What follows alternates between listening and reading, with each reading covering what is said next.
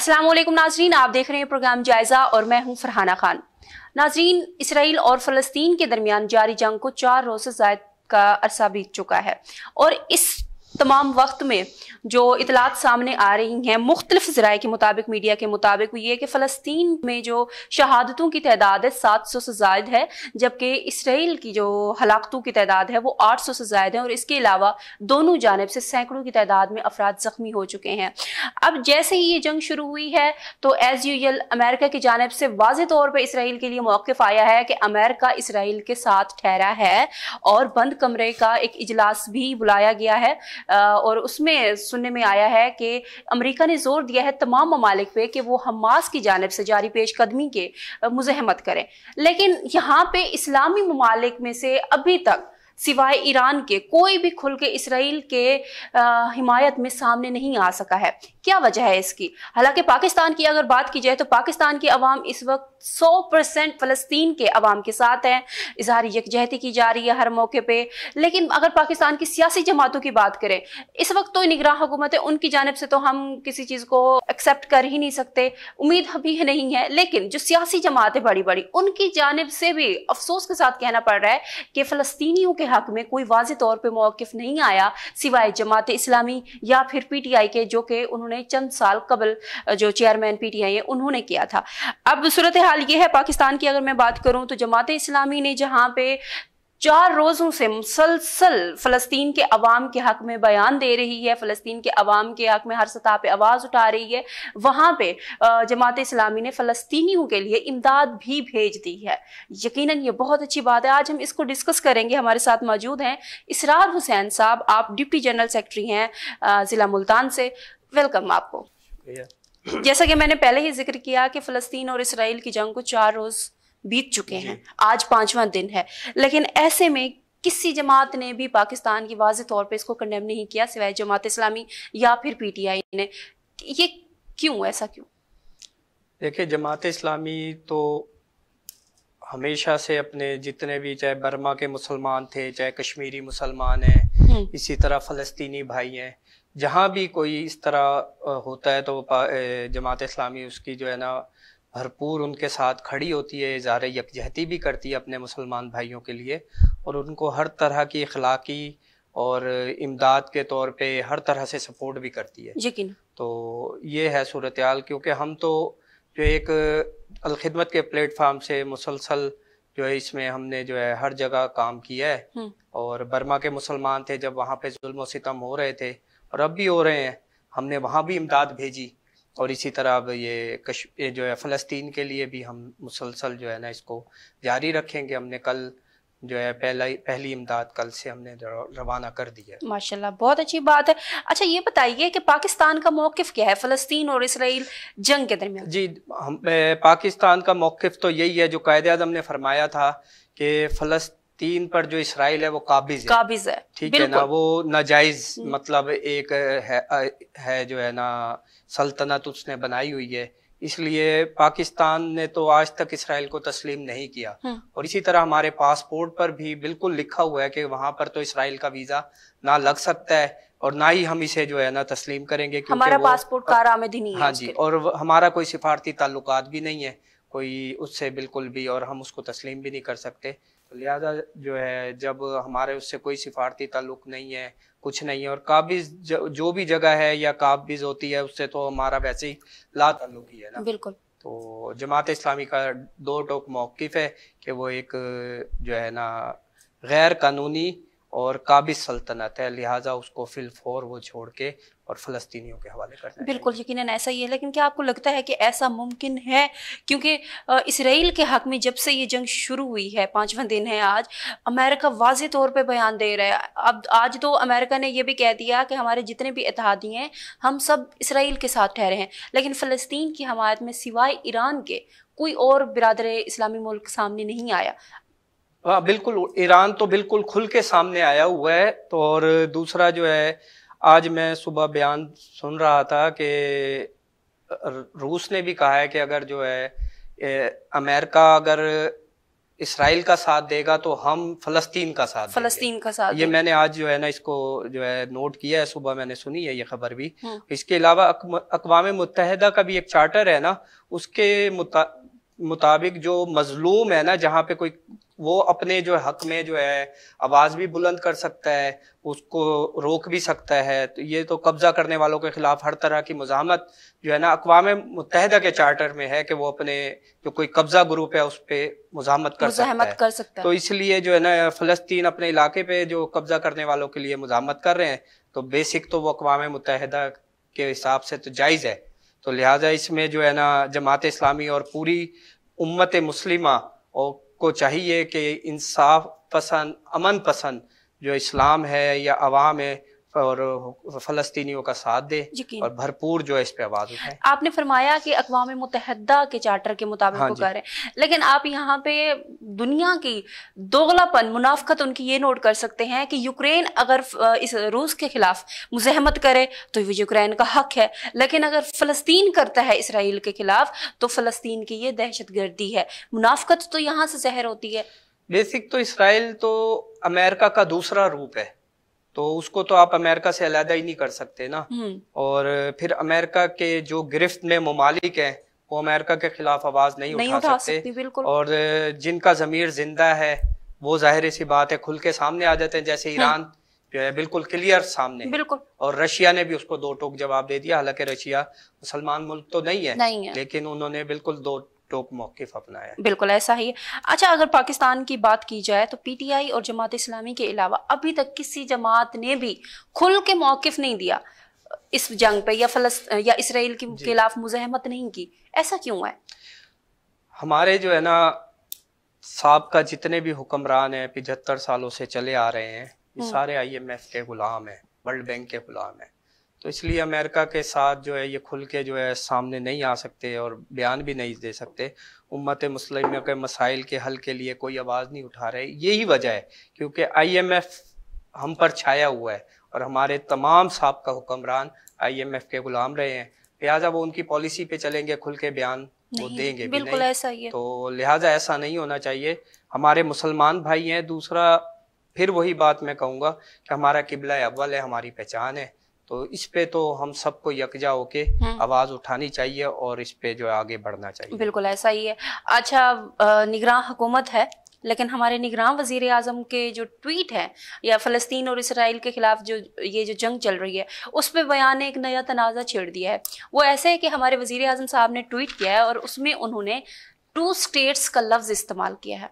क्या इससे जाहिर होता है कि पाकिस्तान ने खुदा न खास्ता इसराइल को भी रियासत कबूल कर लिया? जो 75 साल फ़लस्तीन की जो एक तारीख है या जब से ये पाकिस्तान मार्ज़ वजूद में आया है उस टाइम से अब तक जो है ना उसको हमने एक फ़लस्तीन हमारा जो मुल्क है इसराइल को हमने काबिज़ रियासत ही तस्लीम किया है। बिल्कुल। और निगरान हुकूमत का तो ये बनता ही नहीं है कोई वो इस पे मौक़िफ़ दे। निगरान हुकूमत आई है नई क़यादत और नया इलेक्शन कराने, और वो कोई भी इस तरह सिफारती ताल्लुक पे या इस पे बयान नहीं दे सकती। वज़ीर ख़ारजा जो निगरान है उनका बयान फिर भी जो है ना फ़लस्तीन की हिमायत में आया है मौक़िफ़ उनका, लेकिन खुल के वो जो है ना ये हमारी हुकूमत को इस टाइम चाहिए और हमारे जो लोग हैं जो पहले इक़्तिदार में रह चुके हैं कि इसका मौक़िफ़ खुल के जो है इसको सामने लाएं और गोमा गोमे ना चीज़ें रखें। तो लिहाजा निगरान वज़ीर आज़म का तो बिल्कुल भी ये मैंडेट नहीं है कि वो इस पे कोई बयानबाजी करें। बिल्कुल ऐसा ही है, दुरुस्त फरमाया आपने। अच्छा, जमात इस्लामी ने फ़लस्तीन के लिए इमदाद भेज दी है।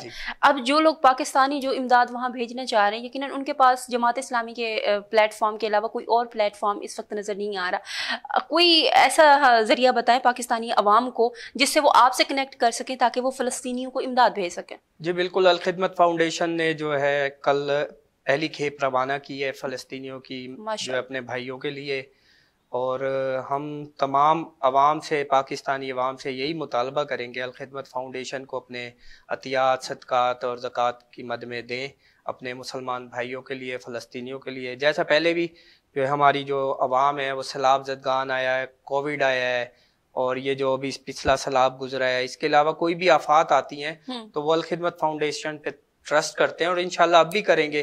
और उनकी जितनी भी अमानतें वो महफूज हाथों में और इंशाल्लाह वहां तक पहुंचेंगी। बहुत अच्छी बात है।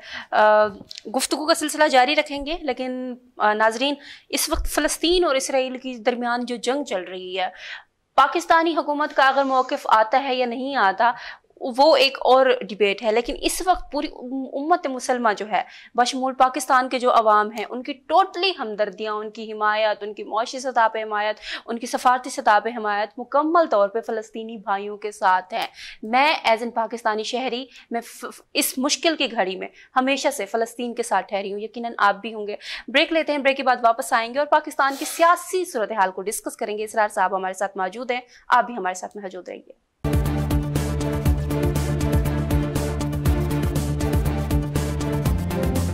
वेलकम बैक नाजरीन, आप देख रहे हैं प्रोग्राम जायज़ा और मैं फरहाना खान आपके साथ मौजूद हूँ। और मेरे साथ इस वक्त मौजूद हैं इसरार साहब, जो कि जमात इस्लामी से इनका ताल्लुक़ है। चूँकि इस वक्त जो पाकिस्तान की सियासी सूरत हाल है उसको अगर हम डिस्कस करें तो बड़ी गहमा गहमी चल रही है। वजह यह है कि चेयरमैन PTI इस वक्त जेल में है और नवाज शरीफ साहब जो हैं वो 4 सालों के बाद बला आखिर डेट उन्होंने बता दी है कि वो 21 को वापस आ रहे हैं। अब देखना यह है कि 21 अक्टूबर क्या वाकई वो डेट साबित होती है जिसमें नवाज शरीफ साहब वापस तशरीफ़ ला रहे हैं। और इसके अलावा जो नून लीग की जानिब से तैयारियां हैं वो ज़ोरों शोरों से हैं। जमात इस्लामी भी इस वक्त बड़ी मसरूफ़ है अपने इलेक्शन शेड्यूल को लेकर और इसके अलावा फ़लस्तीन और इसराइल की जो दरमियान जो जंग है फ़लस्तीनियों की हिमायत को लेकर। लेकिन इस वक्त PTI की जो जमात है वो बड़ी सुस्त नज़र आ रही है। इस वक्त PTI के साथ कोई ठहरा नज़र नहीं आ रहा। लेकिन इस तमाम अगर हम सिनेरियो में डिस्कस करें पाकिस्तान पीपल्स पार्टी को, तो वो हमेशा की तरह पूरे इसरार खामोशी इख्तियार की हुई है। ऐसा क्यों है, डिस्कस करते हैं। हमारे साथ मौजूद हैं इसरार साहब। इसरार साहब, ये बताइएगा कि इस वक्त पाकिस्तान की जो सियासी सूरत हाल है, आपसे ज़्यादा बेहतर उसको कोई नहीं समझ सकता। कोई कहना चाहेंगे कुछ आप?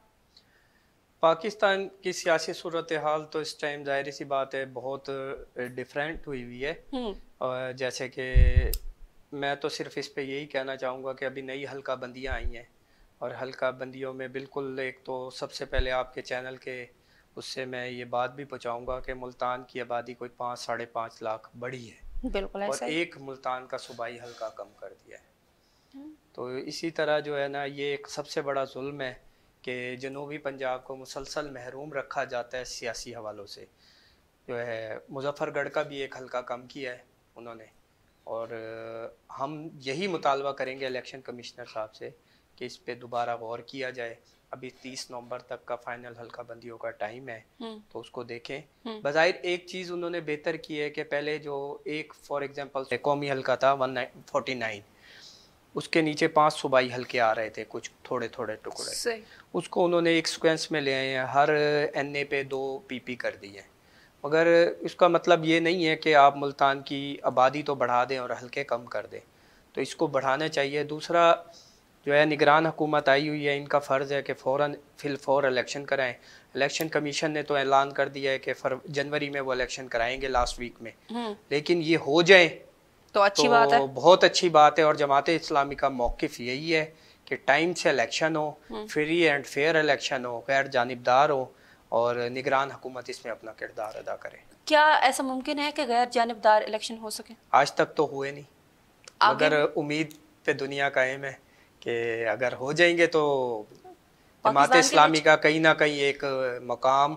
और अब जो सिनेरियो बन रहा है कि जमात इस्लामी, जाहिर सी बात है, जैसे अभी आपने कराची में इलेक्शन देखा है, बिल्कुल, तो वहाँ पे हमारा मैंडेट को जो है ना इन्होंने डिस्टर्ब किया है, चुराया है पीपल्स पार्टी ने। और ये काबिज लोग ही रहे हैं, कभी जो है नून लीग की शक्ल में तो कभी इनकी शक्ल में। तो इस पे जो है काबू पाना पड़ेगा। और निगरान हुकूमत जो अपना मौक़िफ़ इख्तियार कर रही है कि हम फेयर इलेक्शन कराएंगे, किसी को सपोर्ट नहीं करेंगे, किसी पार्टी को नहीं, उस पर कायम रहे और इलेक्शन कमीशन भी टाइम पे इलेक्शन कराए, तो इंशाल्लाह कोई ना कोई चेंज ज़रूर आए। अच्छा, इस वक्त चेयरमैन PTI जो है वो जेल में हैं, उनकी जमात के साथ कोई भी नहीं ठहरा। जो 2-3 रहनुमा बाहर थे उनको भी गिरफ्तार कर लिया है पुलिस ने। क्या आपको लगता है कि एक ऐसे वक्त में जहां सियासी इंतकाम अपने अरूज पे है और मुस्लिम लीग नून ने इस वक्त जो एक नई बात की है कि नवाज शरीफ साहब वापस आ रहे हैं और आके वो 4थी बार वज़ीर आज़म बनेंगे, उनके लहजे में इस वक्त पुख्ता यकीन है, आपको लगता है कि नवाज शरीफ साहब के लिए चौथी बार वजीर आजम बनना मुमकिन होगा? नहीं, बिल्कुल भी पॉसिबल नहीं है। अभी आपने 2 दिन पहले देखा है कि मरीम नवाज़ ने जलसे करें अपने इंतखाबी हलके में, तो वहाँ पे क्या सूरत हाल बनी है उनकी, तो अवाम भी इकट्ठा करना मुश्किल हो गया है। और मुल्तान में भी बहुत सारे MNA MP हमारे भी यानी राब्ते में हैं, हमसे मिलते हैं, तो वहाँ से भी यही इत्तलात हैं कि ये नवाज शरीफ साहब के इस्तकबाल के लिए लोगों को ऑब्लाइज किया जा रहा है, उनको किसी को मोटरसाइकिल देने के बहाने से, किसी को पैसों के, मगर लोग नहीं निकल रहे। और फिर दूसरी तरफ जो है वो भी हिफाजती ज़मानतों के चक्कर में लगे हुए हैं और अपनी बीमारी का फिर ढोंग रचाना शुरू कर दिया है, तो उनको भी नहीं लगता कि वो इस दफ़ा इक़्तिदार में आएंगे। अच्छा, ताज़ा रिपोर्ट ये आई है बरतानवी डॉक्टर्स के मुताबिक नवाज शरीफ को अभी भी दिल के आर्जे का खतरा है और उनको अर्जा लाहक है। ये इसमें कितना सदाकत आप समझते हैं कि है? रिपोर्ट्स तो पाकिस्तान से भी जब इनको भेजा था तो सामने आई थी कि इनको जो है इस तरह ट्रीटमेंट चाहिए और इस तरह बाहर के मुल्क इलाज होगा, प्लेटलेट्स कम हो गई तो हैं। हाँ जी, तो वहाँ जाके तो वो होटलिंग और घूमना फिरना उनका शुरू हो गया। ये तो इनके ढोंग है, जब गर्दन इनकी फंदे में आती है तो ऐसे ढोंग शुरू हो जाते हैं सबके। इन्होंने तो इक़्तिदार में रहकर इन 2-3 ख़ानदानों ने अपने लिए कोई पाकिस्तान में कोई ऐसा हॉस्पिटल भी नहीं बना सके ये जहाँ पर वो इलाज कराएं। अमीर जमात की साहबजादी कुछ अरसा पहले शदीद अलील हुई और उसके बाद उनकी बाईपास सर्जरी हुई, बिल्कुल वो जो है बहुत अलील थी, तो पाकिस्तान में इलाज हुआ, वो भी बाहर जा सकते थे, तो उनका यहीं जो है पेशावर में इलाज हुआ, अल्हम्दुलिल्लाह सेहतमंद हैं, ठीक हैं, तो क्रिटिकल पोजीशन में थी। तो इनके लिए ये तो गवर्नमेंट में रहे हैं, हुक्मरान रहे हैं, तो ये कोई एक ऐसा भी हॉस्पिटल नहीं बना सके जहाँ ये अपना इलाज करा सके। ये तो सिर्फ दौलत पाकिस्तान की लूटने और यहाँ की आवाम को अपना जो है ग़ुलाम बना के रखने के लिए ये आते हैं और चले जाते हैं। अच्छा, PDM की हुकूमत आई महंगाई ख़त्म करने के लिए।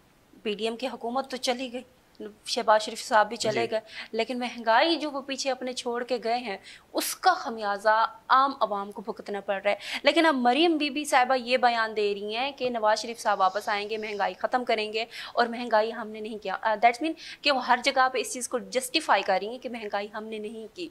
क्या समझते हैं कि महंगाई की चक्की में पिसते अवाम उनके इस नए बयान पर यकीन कर लेंगे?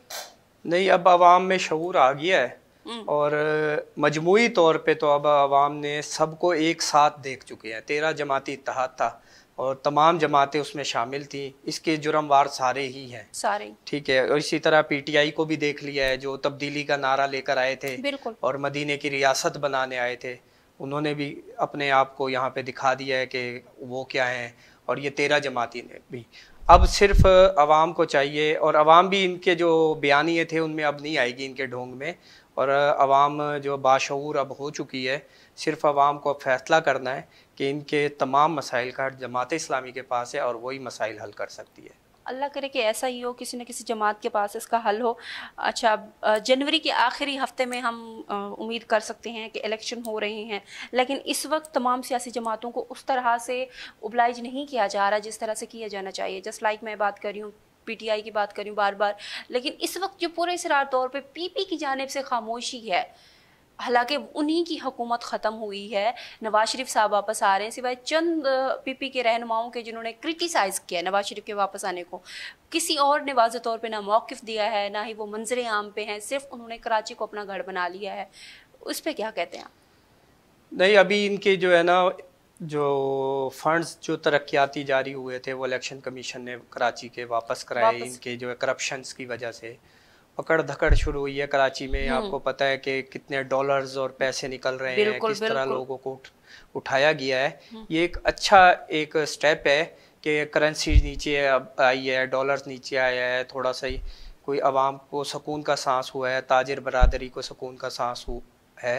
ये लोग वही हैं जो आवाज़ इसलिए ये नहीं निकालेंगे कि इन्होंने अगली हुकूमतों में आना है, ठीक है ना। ये क्रिटिसाइज एक दूसरे को करते हैं। अभी इलेक्शन अनाउंस हो जाएगा, पीपल्स पार्टी नून लीग को बुरा कहेगी, नून लीग पीपल्स पार्टी को बुरा कहेगी, तो अभी तो ये शायद इस उसमें है कि कोई ना कोई हमारी किसी से एडजस्टमेंट हो जाए, और जैसे पहले गवर्नमेंट्स आती रही हैं किसी के कंधों पे और उस पर शायद हम उसी तरह आ जाएं, लेकिन अब ऐसा होने वाला नहीं है। अब आवाम भी समझ गई है और इंशाल्लाह जो है ना इस दफ़ा तब्दीली आएगी। अच्छा, डॉलर तो नीचे आया है लेकिन महंगाई कम नहीं हुई। अब यहाँ पे अवाम भी हमारे माशाल्लाह से ऐसे कोई आदी हो गए हर हालात में जिंदा रहने की, उन्होंने कसम खाई हुई है इस तरह से कि अब अवाम ना उस चीज़ को मजाकन ले रहे हैं। कि मैं देख रही थी पिछले चंद दिनों कुछ ट्वीट्स थे, कुछ मीम्स थे, वो ये थे कि डॉलर ने कसम खाई है कि मैं तो नीचे आऊँगा लेकिन मेरे अलावा कोई भी चीज़ नीचे नहीं आएगी, यानी सस्ती नहीं होगी। ये मार्केट को कैसे देख रहे हैं आप कि डॉलर की कीमतें जहाँ पे 30 से 35 रुपए कम हुई है, लेकिन वहाँ पे अशियाए खुर्दनोश की कीमतें वैसे की वैसी आसमान को छू रही हैं और निगरान हुकूमत तो इस चीज़ पे मौक़िफ़ ही नहीं दे रही। हाँ, ये बात ज़रूर है। ज़ख़ीरा अंदोज़ जो है ना, उनकी भी भरमार है, ज़ाहिर सी बात है। और वो किसी गरीब आवाम को नहीं देखते, अपनी जेबों को देखते हैं। उन पे भी क्रैक डाउन करना पड़ेगा। ज़ख़ीरा अंदोज़ों की वजह से ये जो आम तबका है, छोटा तबका है, उसमें महंगाई में अब इसी तरह एक मैं देख रहा था कि एक 24,000 रुपये तनख्वाह वाला है, उसका 40,000 का बिल आया हुआ है बिजली का। तो इंसान इसी तरह खुदकुशी करने में मजबूर है। चोर डकैती की वारदातें बढ़ चुकी हैं हर इलाके में। ये आपका शाहरुख ने आलम और ये न्यू मुल्तान का एरिया तो इस टाइम गढ़ बन चुका है। जो है मुल्तान पब्लिक रोड, मुल्तान की मैं बात कर रहा हूँ, यहाँ पर वारदातों की इंतहा हो चुकी है, डेली की वारदातें हैं। तो इसमें जो है ना, गवर्नमेंट ऑफ पंजाब निगरान है, मगर वो जो है मोहसिन नकवी साहब तो इसमें स्टैंड ले रहे हैं, हॉस्पिटल्स में जा रहे हैं। इधर उनसे रिक्वेस्ट यही है कि ज़ख़ीरा अंदोज़ों को पकड़ें, गरीब को रिलीफ दें। चीनी जो है अगर 150 रुपये किलो एक 20,000 तनख्वाह वाले के लिए है, जो 8 लाख तनख्वाह ले रहा है चीनी, तो उसके लिए भी वही रेट है। बिल्कुल आम आवाम को रिलीफ देना चाहिए। यूटिलिटी स्टोर पे इन्होंने 2 मेयार रखे हुए हैं। बेनज़ीर इनकम सपोर्ट के लिए जी चीज़ इतने की है और जो दूसरा जाएगा, एक मेयार होना चाहिए और एक वो होना चाहिए। गरीब का जो है ना, उसको देखना चाहिए उसकी दस्तरस में क्या चीज़ आसानी से है। आजकल गरीब आवाम तो अपने बच्चों को 20 से 25,000, 50,000 भी जिसकी तनख्वाह है वो घर का किराया देगा, बिजली देगा, अपने बच्चों को पढ़ाएगा। उसके लिए तो बहुत सारे मसाइल बिल्कुल ऐसा ही, जैसे आपने फरमाया कि 50,000 रुपए तनख्वाह वाला। अब हुकूमत ने पिछले हफ्ते ये शोशा छोड़ा कि 50,000 से कम जिसकी तनख्वाह होगी उस पर भी टैक्स लगेगा। वो तो एहतजाज किया गया तो उस चीज़ को वो वापस ले लिया गया। ये किस तरह की पॉलिसीज बना रहे हैं हमारे ब्यूरोक्रेट्स, हमारी हुकूमत, कि 50,000 को आप नहीं वो कर रहे। नहीं, हमारे पास तो पॉलिसी मेकर जो है गवर्नमेंट के पास है ही नहीं। ये तो सारे आईएमएफ के गुलाम है और आईएमएफ पे चलते हैं। आईएमएफ की डिक्टेशन पे इन्होंने ये टैक्स लागू करा था और आईएमएफ की डिक्टेशन पे ही वापस ले लिया। एहतजाज होने के बाद जब ये बात आगे गई है तो आईएमएफ ने उसको अपने मौक़िफ़ को वापस लिया है। ये बेसिक तो पूरा का पूरा जो आपका सूदी निज़ाम है और आईएमएफ पे है, आईएमएफ की डिक्टेशन पे चल रहे हैं और इनको अपनी आवाम का कमाते यहाँ से हैं, गुलामी ये आईएमएफ की करते हैं, तो ये तो किसी के भी नहीं है। बिल्कुल ऐसा है। अच्छा, अब आपसे आखिरी सवाल वो ये है कि हुकूमत पाकिस्तान ने अफ़गान शहरियों को इनखला करने का हुक्म दे दिया और अफ़गान शहरियों ने वापस अपने जो मुल्क है वो जाना शुरू हो गए हैं। इस पे बाज़ हलकों की जानिब से तनकीद भी की जा रही है और बाज़ हल्के इस चीज़ का खैर मुकदम कर रहे हैं। इस पे आप क्या कहना चाहेंगे? मेरे ख्याल से अगर वो बरसा बरस से यहाँ रह रहे थे, उनको चेक एंड बैलेंस के ज़रिए रहना देना चाहिए। और अगर कोई ऐसे हैं, कोई माइग्रेट करके आ जाते हैं और चले जाते हैं बिज़नेस के हवाले से, जैसे यहाँ से स्मगल के हवाले से, तो उनको तो बिल्कुल भी पाबंदी होनी चाहिए। जो स्मगलिंग के नज़रिए से कोई लोग यहाँ पे आते हैं या यहाँ के डॉलर्स बाहर जा रहे हैं, बॉर्डर क्रॉस हो रही हैं कोई चीज़ें, तो ज़ाहिर सी बात है उससे भी महंगाई का एक तूफ़ान आता है। तो अपने मुल्क में जो है एक मुस्तहकम जो है मईशत के लिए कुछ ना कुछ चीज़ें सही भी होती हैं, मगर फिर भी इसको देख कर करनी चाहिए। वो भी हमारे मुसलमान मुल्क है, हमारे शहरी हैं और किसी के साथ नाजायज़ नहीं होना चाहिए। नाजायज़ नहीं। बहुत शुक्रिया, आपने हमें टाइम दिया। नाजरीन, हम गुफ्तगू कर रहे थे पहले फ़लस्तीन और इसराइल के मामले पे, और फिर उसके बाद हमने इसरार साहब से जाना कि पाकिस्तान में जो सियासी सूरत हाल है, महंगाई आसमानों को छू रही है, डॉलर तो नीचे आ रहा है लेकिन महंगाई ने कसम खाई हुई है कि मैं भाई कम नहीं होंगी। बहरहाल इस सब में पाकिस्तानी अवाम ही पेश रहे हैं कि उनको किसी जानिब से कोई उम्मीद की किरण नज़र नहीं आ रही। ना ही तो इलेक्शन का अभी फ़िलहाल तक कोई कंफर्म हुआ है। वो कौन इलेक्शन कमीशन के जनवरी के आखिरी हफ्ते में इलेक्शन करा देंगे, लेकिन इस मामले पे जो बाज़ सियासी जमातों की जानिब से बयानात हैं, जो चीज़ें हैं, वो बड़ी परेशान कुन है। उससे ज़ाहिर होता है कि आखिरी हफ्ते में भी जनवरी के शायद इलेक्शन मुमकिन ना हो सके। बहरहाल देखना यह है कि पाकिस्तान को इस मुश्किल वक्त से कौन सी जमात निकालने की सलाहियत रखती है, आया जमात इस्लामी, मुस्लिम लीग नून, PTI या फिर PPP।